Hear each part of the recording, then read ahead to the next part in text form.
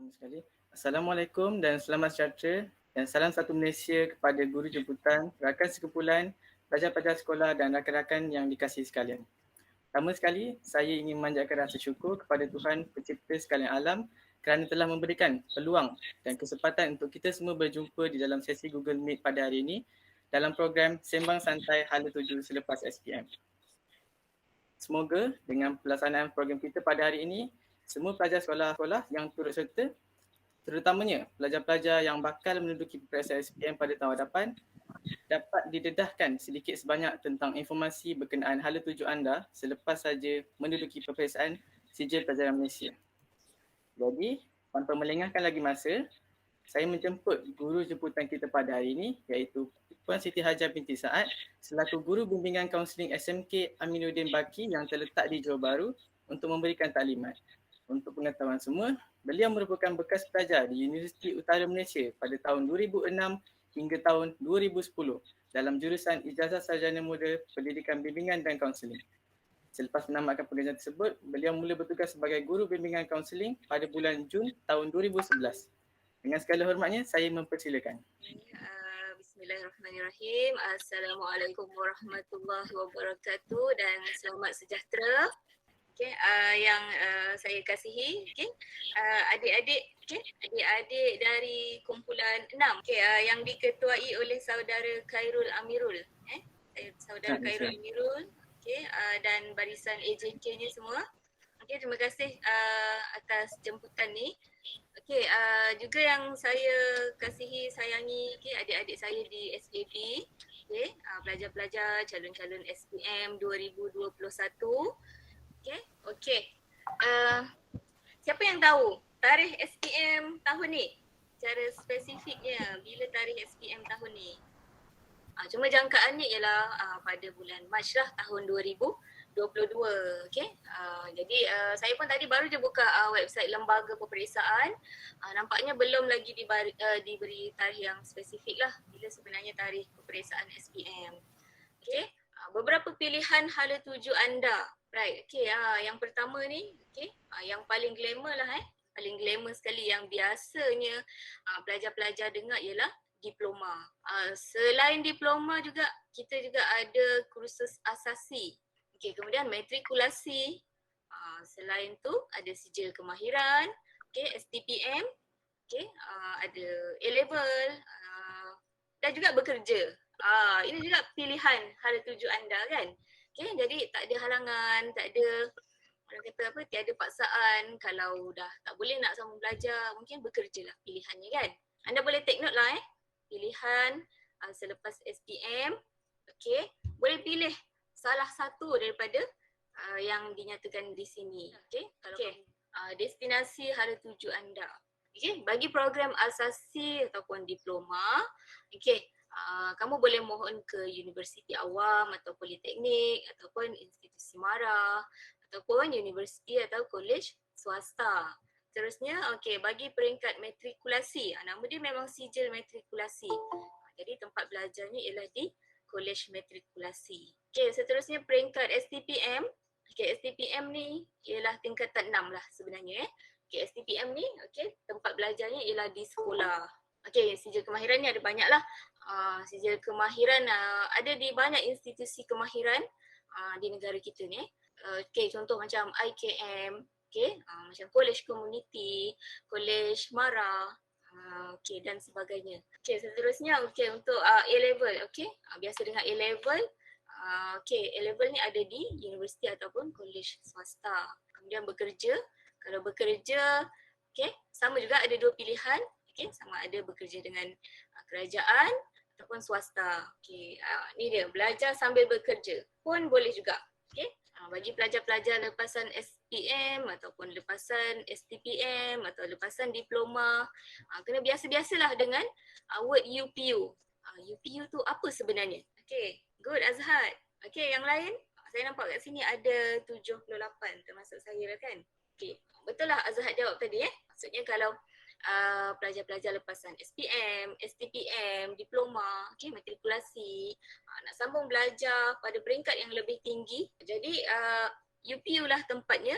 Okay, kalau kamu pilih universiti awam, untuk kamu buat permohonan sambung belajar. Jadi untuk kita mencapai tahap tu, okay, untuk kita capai diploma, untuk kita capai matrikulasi, apa yang kita kena buat dari sekarang, kan? Kalau persediaan ni saya bahagikan kepada 3 lah. Okay, yang pertama fizikal. Okay, fizikal kita tengok yang pertama, okay, yang atas sekali ni kesihatan. Okay, yang kedua jaga keselamatan. Alright, okay, seterusnya masa. Kemudian keperluan. Seterusnya ni dia persediaan mental. Jadi kena mental ni, okay, kita fokuskan pada target. Kemudian perancangan. Jadi bila dah ada perancangan, kamu fokuslah. Okay, Takif dulu dia kalau belajar dia fokus kat kelas tu 200%. Kan Takif kan? Betul tu cikgu. Betul Belajar mengulang. Yalah. Dia kalau saya explain kat depan tu dia orang paling banyak tanya. Okay, kita go to persediaan emosi. Kita kena kenal pasti emosi kita macam mana. Kita pergi yang kedua, okay, urus. Okay, jadi bila kita dah kenal pasti kita urus. Okay, dan doa. Okay, kalau bagi pelajar Muslim, doa. Okay, kalau bagi Terima kasih atas taklimat Cikgu Siti sebentar tadi. Jadi dengan itu kita akan melanjutkan program kita dengan sesi soal jawab bersama rakan sekumpulan saya iaitu Takif Aiman, Tan Liang Lu dan juga Yuven. Dengan itu saya mempersilakan. Terima kasih kepada Cikgu Hajar dan saudara Khairul. Sekarang sesi soal jawab. Cikgu, saya nak tanya soalan boleh? Kat cikgu. Okay, Takif. Kalau saya boleh jawab, saya jawab. Ya, bagaimana cara untuk calon SPM menduduki kertas ulangan? Okay. Thank you Takif. Soalan yang bagus. Okay. Macam mana nak menduduki ulangan Okay. Once je kamu dapat keputusan SPM, okay, dapat je keputusan SPM, tiba-tiba tengok, okay, BM atau sejarah gagal. Okay. Jadi kamu boleh terus berhubung dengan guru peperiksaan di sekolah masing-masing. Di sekolah masing-masing pun ada unit peperiksaan atau kalau tak tahu tanya je dengan cikgu kaunseling sekolah masing-masing nak jumpa cikgu peperiksaan yang mana satu. Jadi cikgu peperiksaan kamu tu akan bantu kamulah untuk kamu buat pendaftaran peperiksaan ulangan. Okay? Terima kasih cikgu. Ya, sama-sama. Okay, ada soalan lain ke? Hai cikgu, saya nama Tan Liang Yu. Saya ada soalan yang ingin tanya cikgu, iaitu adakah cara pembelajaran di universiti dan di IPT yang lain seperti politeknik sama sekiranya mereka mengambil jurusan diploma yang sama? Saya cuba jawab. Okay, konsep pembelajaran, okay, kalau di universiti, okay, sama ada di universiti awam ataupun swasta ataupun matrikulasi, okay, semuanya dia per semester kan. Okay. Kalau 1 tahun ada 2 semester, okay, setiap semester dia ada tempoh belajar dia. Okay.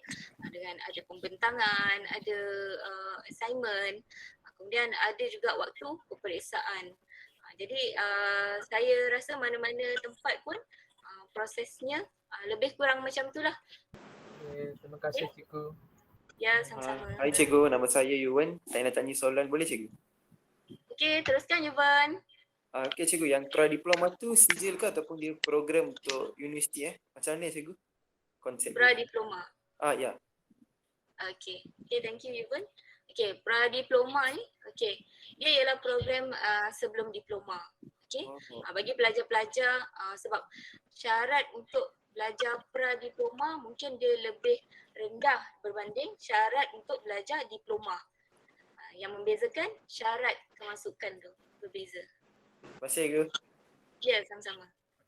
So terima kasih saya ucapkan kepada Cikgu Siti Hajar kerana sudi untuk menjawab soalan-soalan yang diajukan oleh rakan sekumpulan saya. Seterusnya, bagi meneruskan program kita pada hari ini, marilah kita dengar sedikit kata-kata semangat daripada rakan sekumpulan saya yang lain, iaitu daripada saudara Hadif, saudara Valentine dan saudari Aina. Dipersilakan. Saya Hadi. Saya nak bagi kata-kata semangat untuk pelajar yang akan ambil SPM tahun hadapan.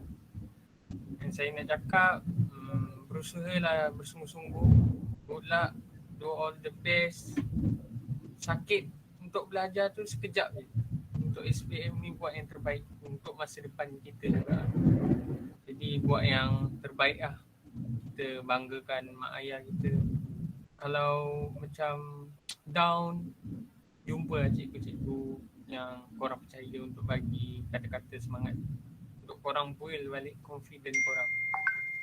Okay, itu je dari saya. Oke, saya Valentine.